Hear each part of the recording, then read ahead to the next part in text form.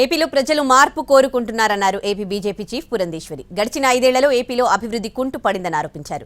జగనన్న కాలనీలో అవినీతి జరిగిందని, ల్యాండ్ లెవెలింగ్ చేయడానికి కూడా నిధులు దోచేశారని పురంధేశ్వరి పేర్కొన్నారు.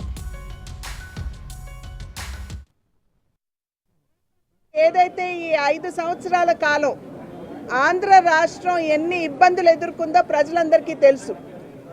ఆ నేపథ్యంలో రాజమండ్రి నియోజకవర్గం, పార్లమెంట్ నియోజకవర్గంతో సైతం ఇక్కడ ఉన్నటువంటి ప్రజలు ఖచ్చితంగా మార్పు ఆకాంక్షిస్తున్నారని చెప్పి నేను భావిస్తున్నాను.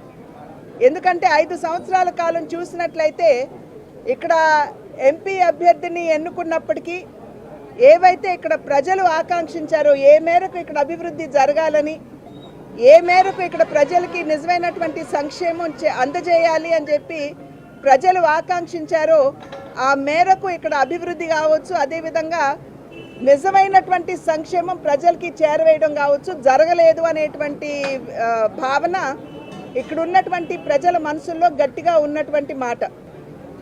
ఇంతకు ముందు ఉన్నటువంటి ప్రజాప్రతినిధులు అలివిగాని వాగ్దానాలు ఏవైతే చేశారు అంటే కాకినాడ, రాజమండ్రిని మేము ట్విన్ సిటీ చేసేస్తామని, లేకపోతే ఏదో పాశ్చాత్య దేశాల్లాగా మేము డెవలప్ చేసేస్తామని చెప్పినటువంటి వారు కనీసం ఇక్కడ పర్యాటక రంగాన్ని కూడా సరిగ్గా ఇక్కడ అభివృద్ధి చేయలేకపోయారు.